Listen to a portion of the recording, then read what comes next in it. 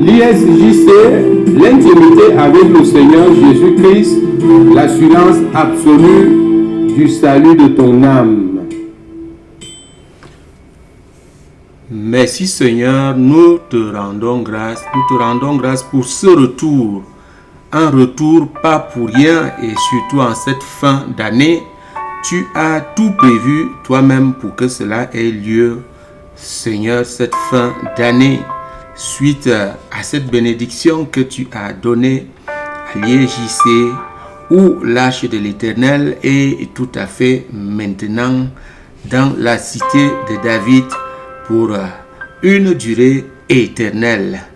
Eh bien, nous prions avant toute chose, Dieu d'Abraham, Dieu d'Isaac, Dieu de Jacob, Père éternel, Seigneur Jésus, nous te rendons grâce pour ces moments que tu as prévus en cette fin d'année 2023, certainement pour préparer ton peuple à faire une traversée victorieuse afin d'assurer, n'est-ce pas, la santé, la prospérité et le salut, non seulement pour l'an 2024 qui arrive, mais aussi pour la suite, pour l'éternité, jusqu'au jour de ton avènement, jusqu'au jour de ton retour. Voilà pourquoi tu nous réunis ici aujourd'hui. Je te rends grâce, ô Dieu merveilleux, Dieu très bon, Dieu puissant, Dieu miséricordieux. Merci pour ce que tu vas faire pour ton peuple. Merci de me permettre de diffuser en ce moment, de communiquer à tous ceux qui nous suivent sur les réseaux sociaux, sur WhatsApp, sur YouTube, n'est-ce pas, le programme de la traversée,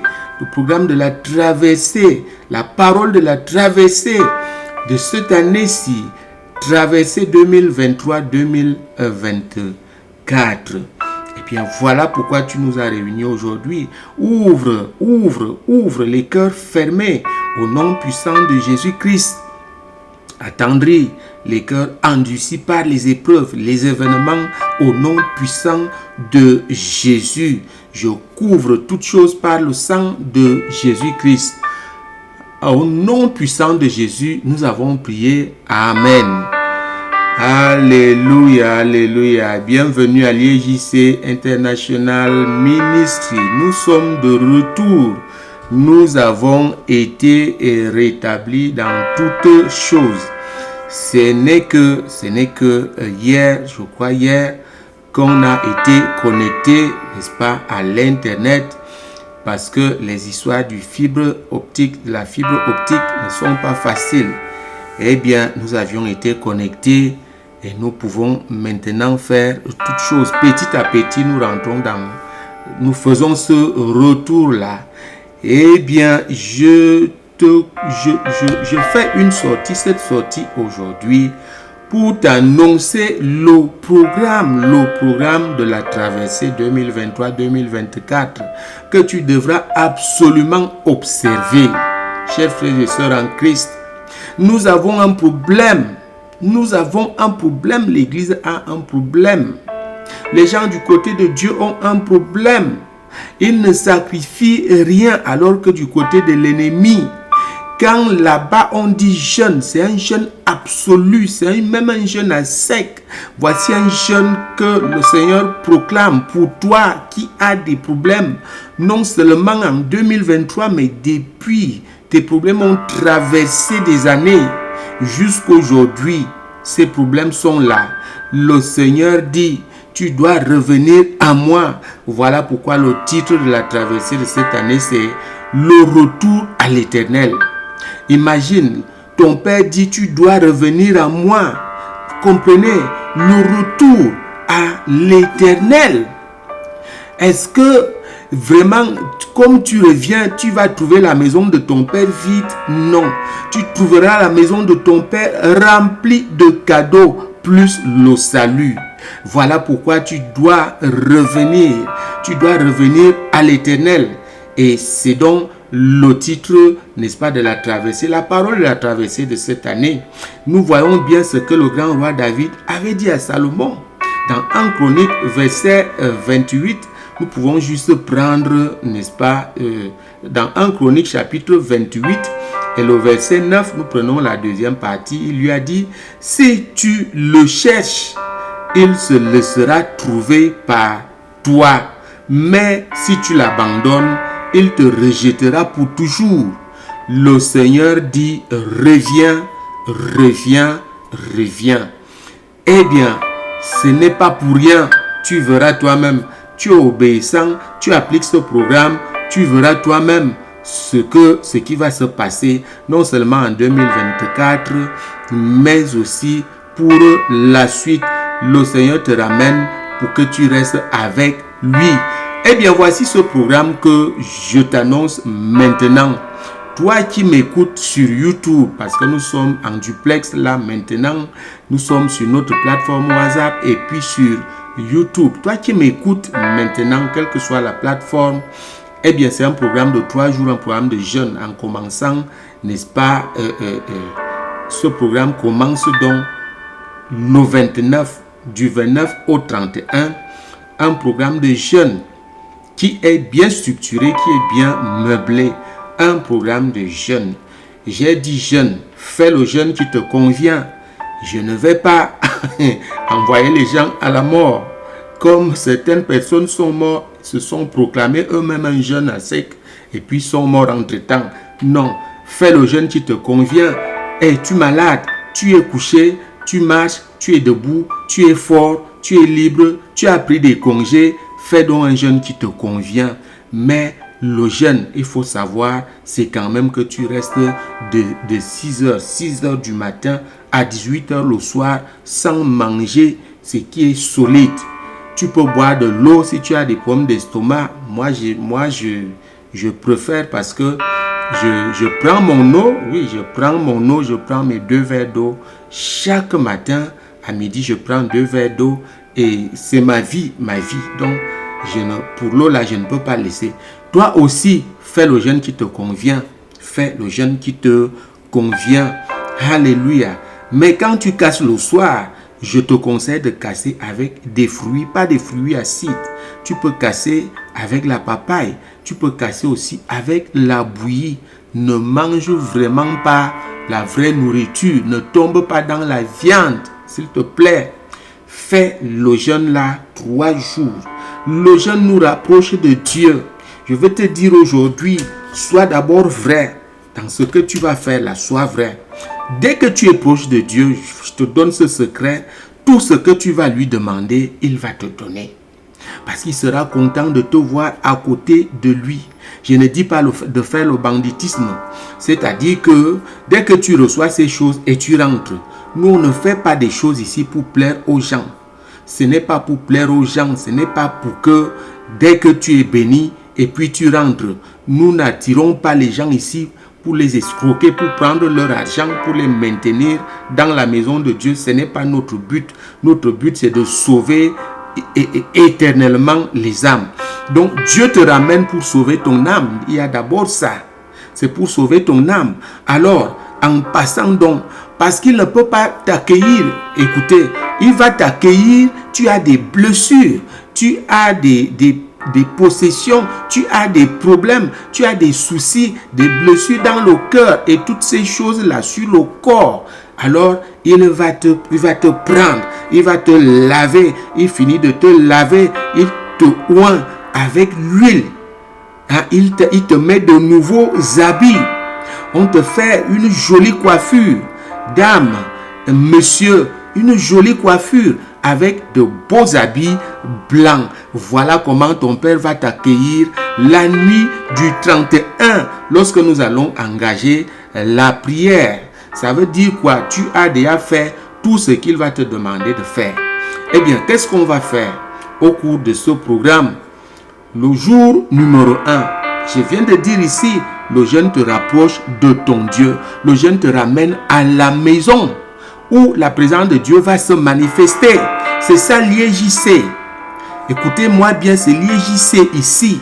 Ce n'est pas les gens qui proclament les choses là, les prophéties. On dit tu seras ceci, cela, tu seras riche en 2024. Mais on ne te dit pas que notre Dieu fonctionne avec des conditions. Voilà pourquoi les gens prient aujourd'hui, rien ne se passe.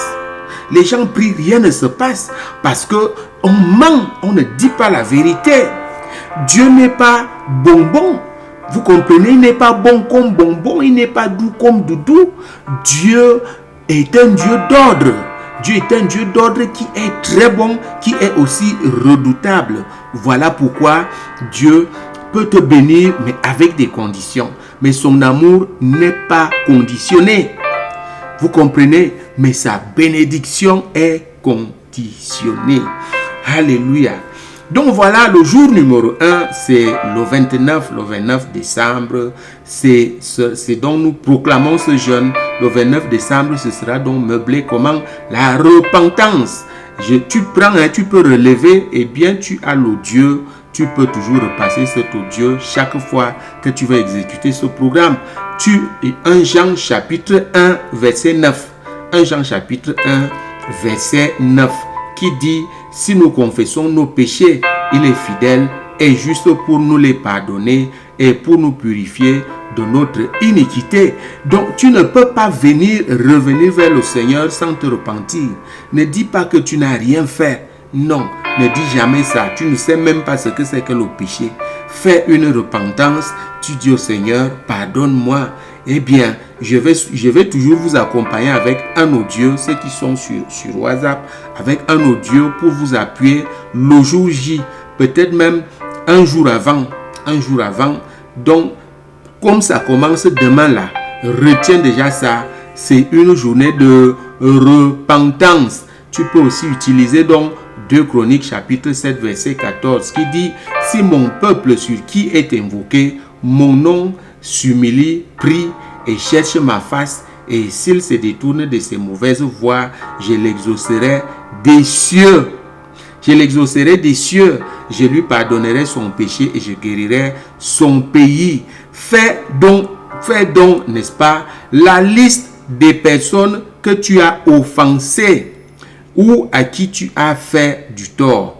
Contacte-les si possible pour faire la paix. Voilà le premier jour. La repentance vient en pleurant sincèrement. N'est-ce pas, les enfants d'Israël se couchaient sur les sacs, sur la cendre. Vous comprenez, pour se repentir. Je vais te dire aujourd'hui, les enfants d'Israël obtenaient des grandes victoires et des grandes choses. Et même pour voir Dieu à la montagne de Sinaï, pour voir Dieu, ils ont dû gêner. Dieu a dit: vous devez, écoutez, et on a proclamé, n'est-ce pas, un jeûne de 3 jours et surtout de purification, de sanctification. C'est ça le jeûne. Le jeûne te purifie, le jeûne enlève la chair et l'esprit reste donc seul, et c'est l'esprit qui est connecté à Dieu. Donc voilà le premier jour, il faut le faire. Le jeûne est très nécessaire parce que, n'est-ce pas, pour obtenir des victoires, Dieu doit être avec toi. À l'IJC, c'est la présence de Dieu qui fonctionne. Ce n'est pas seulement le don. Vous savez, le don n'est pas obéissant. Ceux qui fonctionnent avec le don ne sont pas obéissants. La plupart ne marchent pas avec Dieu. Dieu leur a donné le don et puis ils s'en sont allés faire autre chose avec. Mais avec la présence de Dieu, on craint Dieu. On fait seulement ce que Dieu a demandé de faire. Voilà le premier jour. Il faut te réconcilier si c'est possible. Tu ne forces rien. Appelle donc les gens à qui tu as fait du tort. Tu as fait du tort aux gens. Moi, je ne vais pas citer des choses. Toi-même, tu sais ce que tu as fait. N'importe qui sait. Tout le monde sait n'est-ce pas, ses petites fautes et tout le reste. Fais la liste de tes péchés. Qu'est-ce que tu as fait qui a énervé Dieu, qui t'a éloigné de Dieu, qui t'a aussi éloigné des autres? Tu fais donc cette liste-là, n'est-ce pas, afin que tu fasses la paix. Eh bien, le jour numéro 2, ce sera donc le pardon des péchés, n'est-ce pas? Le pardon des péchés. Vous comprenez? Qu'est-ce qui se passe ici dans Matthieu 6, verset 12? Nous pouvons lire: pardonne-nous nos offenses, comme nous pardonnons aussi à ceux qui nous ont offensés. Cette fois-là, tu fais la liste des personnes indexées, n'est-ce pas, en 2023 et au-delà. C'est-à-dire que des personnes qui t'ont fait cette fois-là du tort, tu restes comme ça, tu rechignes, tu dis vraiment jusqu'à ma mort, cette personne, je ne peux même plus lui dire bonjour, c'est fini.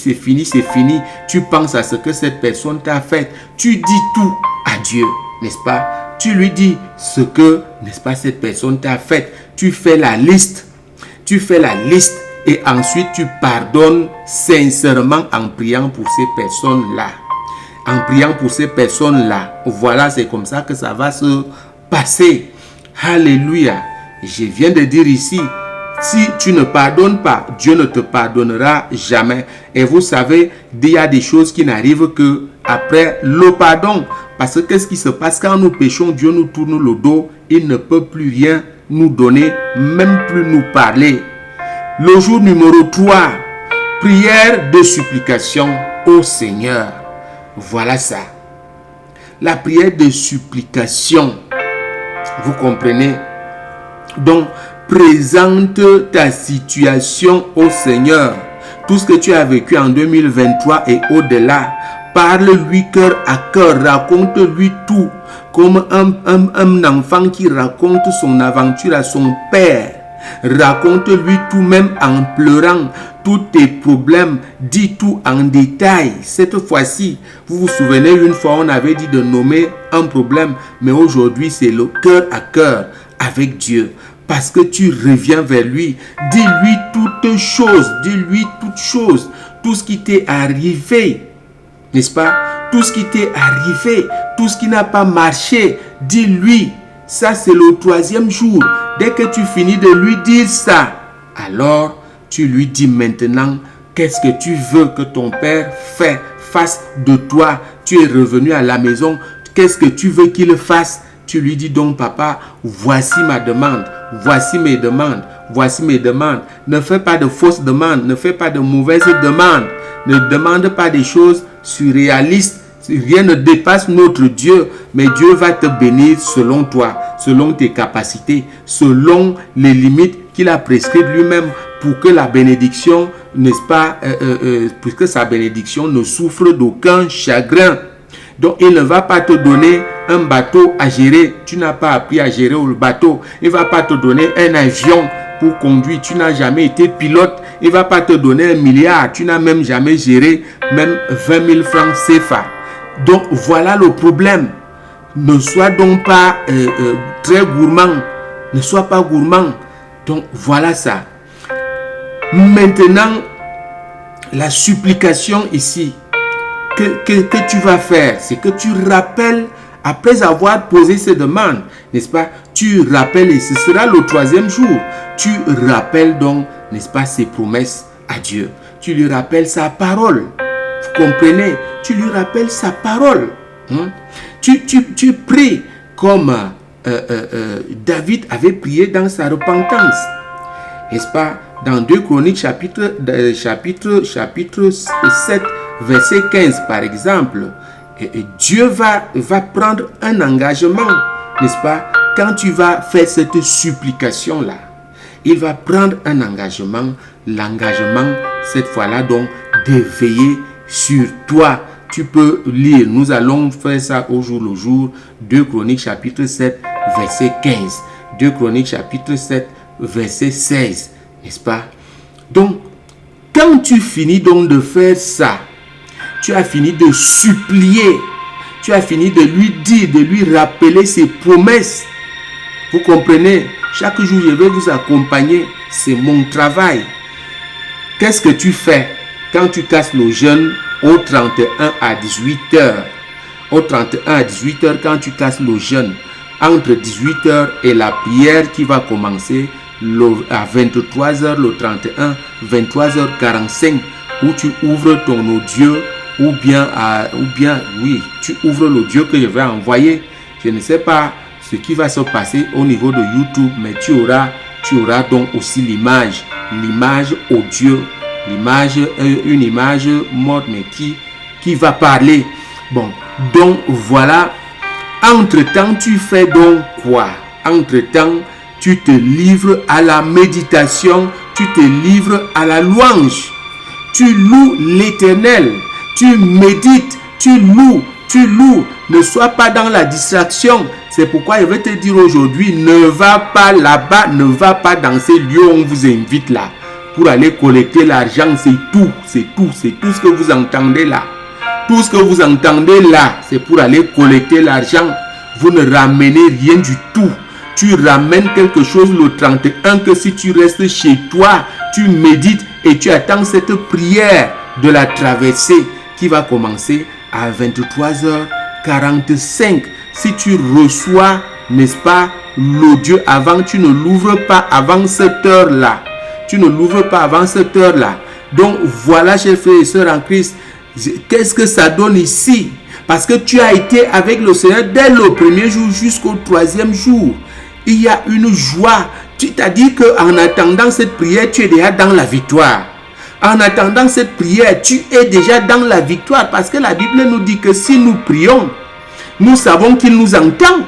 Et alors nous savons que comme il nous entend, il a déjà donné la chose. Donc de 18h le 31 à 23h45, tu vis déjà dans la victoire. Il faut donc le louer. Il faut le louer. Le psaume 119 et le verset 175. Que mon âme vive et qu'elle te loue. Vous comprenez ça? Que mon âme vive et qu'elle te loue. Pourquoi ton âme vit maintenant?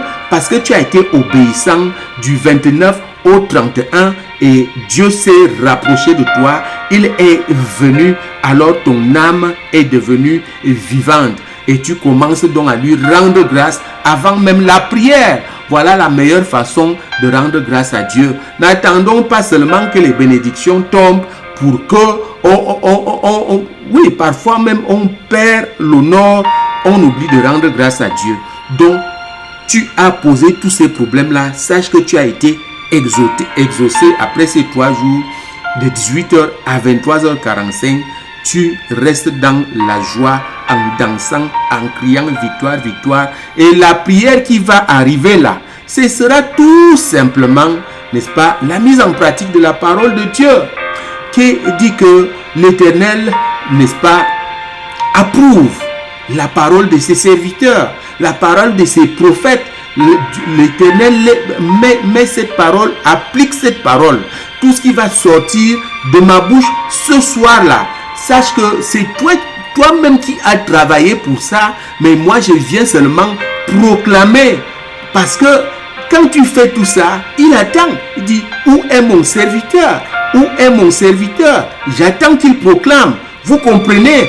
C'est en ce moment-là donc que les choses vont se passer. Eh bien, voilà, chers frères et sœurs en Christ, je viens de te le dire.